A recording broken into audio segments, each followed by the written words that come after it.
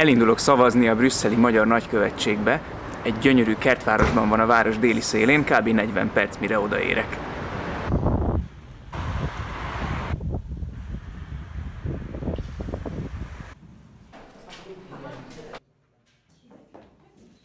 Gyere, dob be.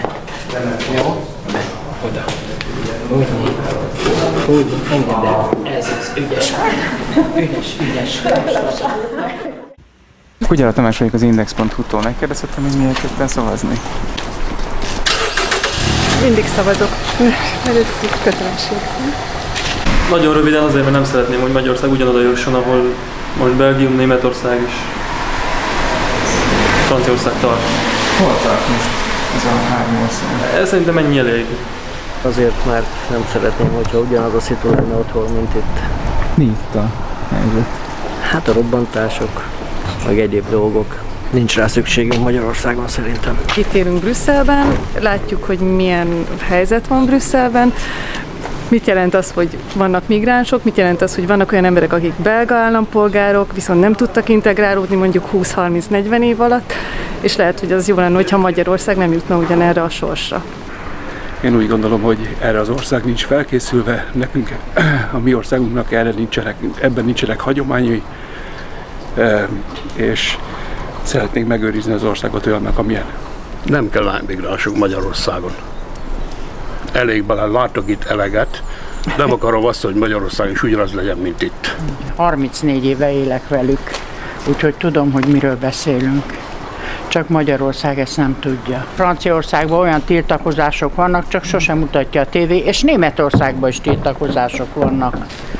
Éppen olvastam a neten a no-go zónákról, Ja, hát ilyen hogy hülyeség. megint letagadták. Persze. Menjen el Molenbeekbe, és akkor kíváncsi leszek, Meg utána mi lesz menjen a el véleménye. az északi Ezt, amit most itt velem pályaudvarra. csinál, Molenbeekben megcsinálnák, már Meg is verték volna. Ott nincs ilyen, hogy megállítanak Hát úgy megverték az RTL-nek, az itteni RTL-nek a munkatársát, kirúgták a kamerát a kezéből, és megverték.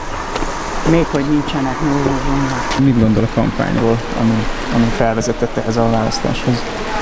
Igazából, mivel nem élek otthon, ezért csak az interneten és egyéb médiákban követem a kampányt, de nyilván nem értek vele egyet, mert eléggé a gyűlöletkeltő propaganda irányába megy a dolog. És mióta lakik Brüsszelben? 4 éve. Akkor van tapasztalata az itt élő bevándorló kultúráról. Igen, van egy kevés. Ez milyen? Abszolút pozitív. Semmiféle negatív benyomás nincs, amivel riogatják az embereket. Abszolút jó a megosztás, a szociális beilleszkedés is helyén van.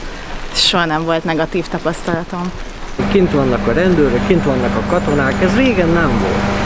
De a katonáktól éppen, hogy biztonságban kellene, hogy érezze magát az ember, nem? Igen. Meddig? Jön 2 járőr, elmennek, és megtörténik a dolog. Akkor mi van? Segített? A 2 katona? Nem. Viszlát.